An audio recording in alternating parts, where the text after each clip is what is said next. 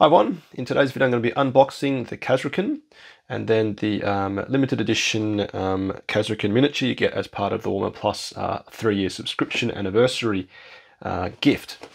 So as far as price is concerned, the Kasrkin kit costs £37.50 in the UK, so whatever that is for your local currency, and then this kit basically you can only get if you are part of Warhammer Plus, and that comes in at £60 a year if you pay up front, or about £6 a month. So basically I'm guessing this will be worth about £22.50 if you bought it by itself when it does get released by itself, which I think they do, because Minka Less was about £22.50. Now, from a value point of view, this is not worth £22.50. It's an absolute joke. But I guess, you know, at least I'm getting something alongside the once every 2 or 3 month animations on Warhammer Plus, which are actually very good. But this, obviously, the value in here is very poor. But you are getting as part of an overall package, so that does help. Now this £37.50, you do get quite a lot of plastic, and this feels, I have to sort of sense check myself when I say this feels like good value for GW. You're getting a lot of plastic here. So it's the same price as 3 Bulgrams, or a Basilisk, or I believe a Manticore. So plastic wise, you are getting a fair bit here. So this feels okay. And do remember that the Cadian Shock 10-man squad costs £30. So you are paying a bit more, but you are getting a lot of plastic here. So both of these kits come on the slightly larger base size. I don't know exactly what that is, but it's slightly larger than the standard Cadian dudes. And then they get some instructions, which for the individual dude is comically quite small, because he's pretty straightforward to assemble, but that's okay, because you always need instructions. So we'll get to that in a second. Transfers, they come with the Kasrkin kit, so that's also helpful as well. So let's come to this guy in a second, and we'll just focus in on the Kasrkin. So on first looks, first impression, this is a great kit. You get tons of options, which I think is becoming quite common now. If you've bought the Cadian Shock kit, you get so many different heads and so many different arms, and etc, etc. So first impressions is this is super cool. Now, from a gameplay point of view, Kasrkin are okay. They're not amazing. 100 points and their output's not too bad. They can scout, move into other cool things. But the kit itself is very nice. Firstly, just like I said, a lot of other kits you get in now is tons of heads. You've got, I think it's 3, 6, 8, 10, circa 10 heads with gas masks or respirators if you want to go that option. And then you've got probably equal number with the heads exposed. My favorite is going to be what looks to be, if I go into this view here, this guy has got like the night vision goggles on, the NVG. So that's a super cool detail. Quite a few heads or faces that are exposed. Well, some of them got balaclavas, some of them got some gargles, and then you got a couple which are set up to be Voxcaster specialist. And even one guy here, it's probably hard to see in the light, but this guy here's got looks to be a set of playing cards, which is a bit of a reference to one of the older Cadian upgrade head sprues, which is super cool. Now their backpacks, I'm loving these backpacks. Now these, I believe, would be the ones you use with the special weapons. Now they're meant to be just like the standard sort of charge packs, none of the bed rolls on top, which the Scions have, and I think they look absolutely awful, but these look nice and clean, really clean looking power packs. Other thing that stands out when you look at this kit is the actual hotshot las guns. These look very hotshot in the sense they look quite chunky. So again, compared to the Scions, these look really like the business. Yeah, these hotshot las guns look like serious business, like they would punch holes and things, which is what they're meant to do. You then, of course, got the sniper cloak, a lovely bit of detail, but obviously this sprue focuses on the heads, and you've got so many. And I do wonder if these would fit interface with the standard Cadian guys, because there are some cool looking ones here. And if you wanted to just, you know, give a nod to the old Armageddon Steel Legion, you could obviously kit bash with all these heads here with the respirators. So this is a fantastic place to start. Okay, now you do get a lot of options arm-wise. I don't think you get many options torso-wise, and I think as we look at the instructions, they'll all be fixed poses, which is okay because these do look very dynamic, absolutely fantastic. So here is the Voxcaster, looking cool with a little radar dish, maybe for some assisted sending into the Vox.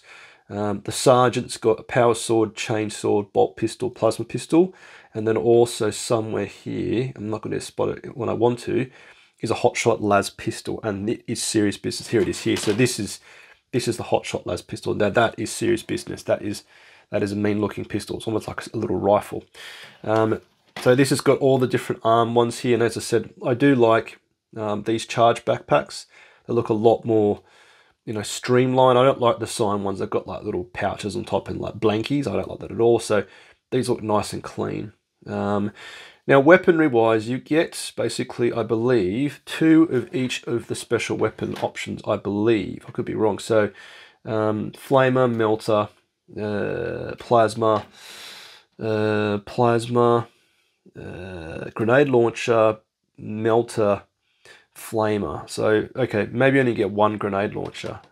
Now, the sniper rifle, this, I must say, it's basically a hotshot lasgun look with an extended sight and then a little folding bipod. Now, that's fine. I mean, these are meant to be relatively long-range weapons, although it would be cool to see this more of a hotshot lasgun, like what Larkin has from Gaunt's Ghost. But, you know, you can't fault this. You've got tons of options. Like, yeah, and I think, you know, back in the old days when plasma guns were a bit of a rarity, we'd have a ton of options for kit bashing. So you've got lots of options here, so that's super cool. And then finally, as we said, this is the final sprue, and you can see there's just arms everywhere. Now, it's cool, they've also got the Melter Mine Man. So that's the Melter Mine. That's looking sufficiently quite, you know, it's looking quite a good size. It's meant to be quite an aggressive weapon. It has a big blast radius or a lot of damage impact. So that's looking pretty cool. And then I definitely think the torsos overall, they look very good, very dynamic poses. These guys look very nice. So this is definitely a thumbs up from a modeling point of view, if you do want to challenge yourself with something different. So instructions, these are relatively elaborate. There's quite a bit of detail here because, yeah, you can see these are some ten-suggested poses, but I do believe if I just flick, I'm going to probably prove myself wrong, but yeah, there's a lot of fixed poses here. So you can see it basically goes through. And this is no different to the Cadian shot kit, which it's quite relatively mono posed. I mean, I'm already messing around changing things, but okay, saying this, you know, leg 66, you can have these 5 different poses, 5 different chaps here. Okay, that's a lot to think about. What's this one? Is this still the same? It looks to be the same. Okay, it's telling you how to build it. Yes, gosh, there's a lot.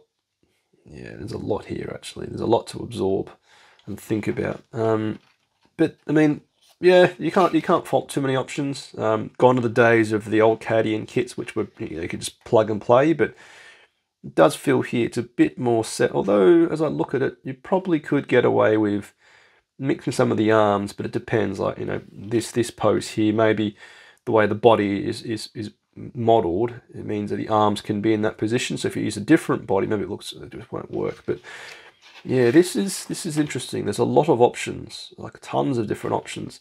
And again, they're being quite indicative of individual parts. So when you do build this, again, in the good old days, you just snip all the parts out, put them in a big pile and glue it all together. But you have to be quite careful. You've got to basically pick and choose where all the parts are. Now, I'm not going to sort of prove the point quite quickly, but if we just eyeball, okay, so the point I'm making here is there's a part 122, and then, okay, so they have done it in thirds. Now, I can't prove this point, but I've seen other kits where the parts are all over the place, so you're basically snipping away everywhere, but at least here they're in a relatively numerical order.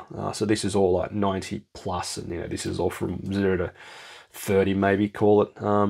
And this is obviously in the middle numbers, if that makes sense. So yeah, it looks like a very involved kit, definitely more so than we've seen before. But again, the Cadians already, you can see the Cadian kit is quite elaborate in the scheme of things. So yeah, this is a thumbs up from me. I mean, I never bought them in 9th edition. Here we are in 10th, and I just bought them at a hobby shop because I saw them on sale. So £37.50 retail price.